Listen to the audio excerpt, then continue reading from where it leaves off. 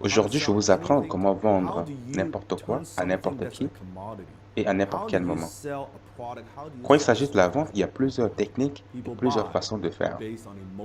Aujourd'hui, je vais partager avec vous 3 secrets que vous pouvez utiliser pour vendre n'importe quoi et à n'importe qui. Le premier secret est comment rendre quelque chose convenable. Comment vendre quelque chose dans un endroit bruyant comme un marché, par exemple. Numéro 1. Comprenez ceci. Les gens n'achètent pas la logique. Les gens achètent à cause de leurs émotions. Et ils justifient avec la logique. Je veux que vous pensiez à quelque chose que vous voulez acheter dans votre vie.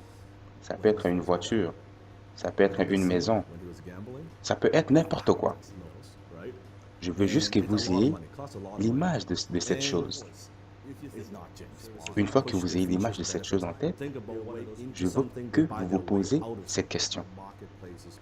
Pourquoi voulez-vous acheter cette chose? Pourquoi voulez-vous acheter cet article en particulier? Pourquoi voulez-vous l'avoir? Pourquoi ceci? Peut-être c'est une veste qui vous va bien. Peut-être c'est une nouvelle robe. Peut-être c'est une nouvelle voiture.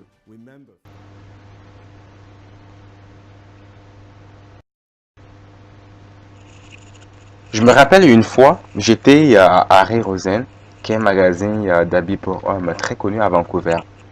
Je marchais dans le magasin, dans la section Tom Ford, et un vendeur s'est approché de moi et m'a dit « Monsieur, puis-je vous être utile ?»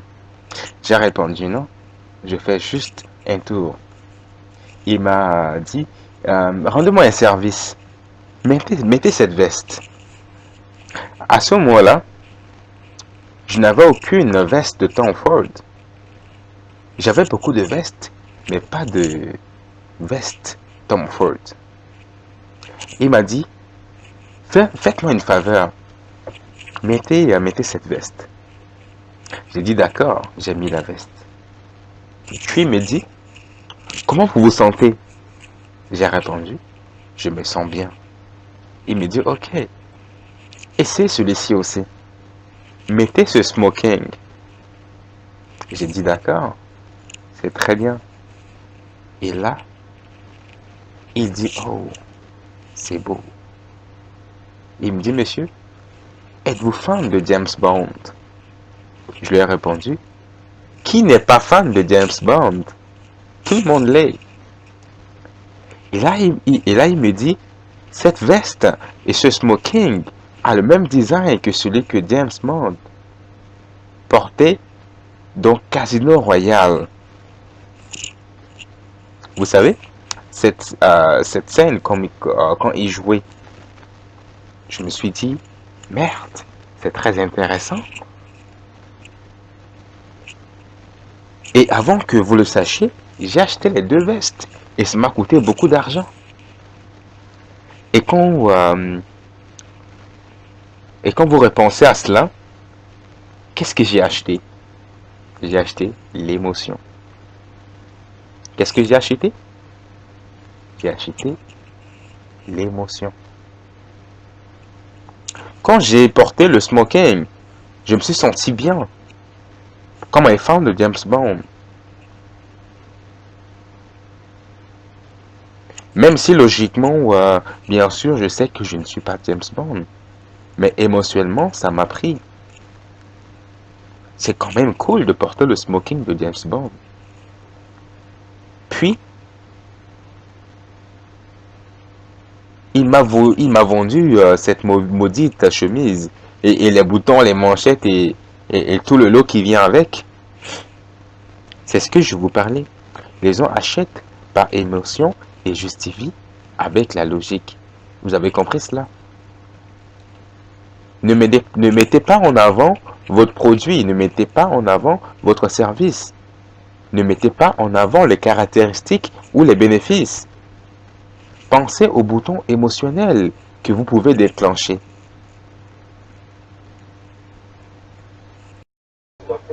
Numéro 2. Les gens n'achètent Les gens achètent les choses de leur volonté. Mais ils les achètent de leur chemin.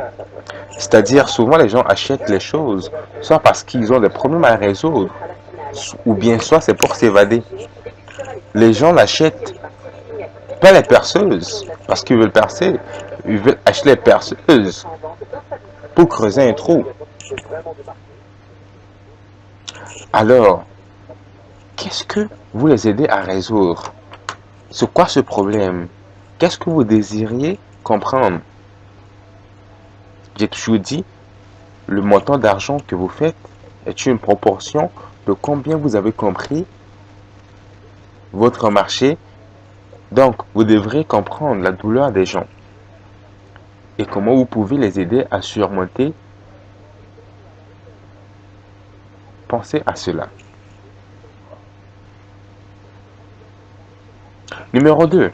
Les gens achètent les choses de leur volonté, mais ils achètent les choses de leur chemin. C'est-à-dire, les gens achètent les choses soit parce qu'ils ont des problèmes à résoudre, soit pour s'évader. Les gens achètent les perceuses, pas parce qu'ils veulent percer, mais ils achètent les perceuses pour faire un trou. Alors, en quoi pouvez-vous les aider?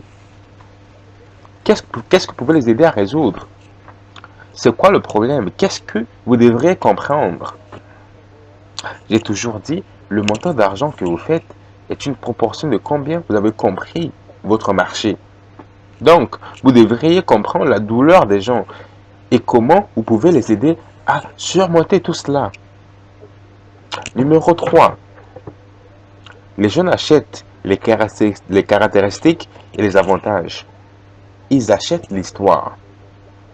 Parce que quand il y a plusieurs choix sur le marché ou sur Internet, ou bien sur n'importe quel produit que tu veux, genre une centaine ou une centaine de choix, alors comment ajouter de l'émotion à quelque chose de convenable? C'est quoi la différence entre un stylo à 2 dollars et un stylo Montblanc John F. Kennedy édition limitée à 800 dollars? C'est le même stylo, ils ont les mêmes fonctions. La différence, c'est l'histoire. Quand vous ajoutez une histoire à un article, soudainement, quand vous ajoutez du JF Kennedy, l'histoire du président attachée à un logo, ça vaut 10 fois, voire 100 fois, ou même 300 fois plus cher. Tout cela à cause de l'histoire. Pourtant, ça écrit pareil. Avec un stylo à 2 dollars, vous écrivez pareil. C'est ça la différence. Donc, pensez à quelle histoire et comment vous pouvez intégrer un produit à votre histoire. Ça peut être votre histoire d'origine. Comment est-ce que vous avez commencé? Ou bien ça peut être l'histoire de votre clientèle. Ou bien comment vous faites cette chose de cette façon. Intégrer une histoire à votre façon de faire.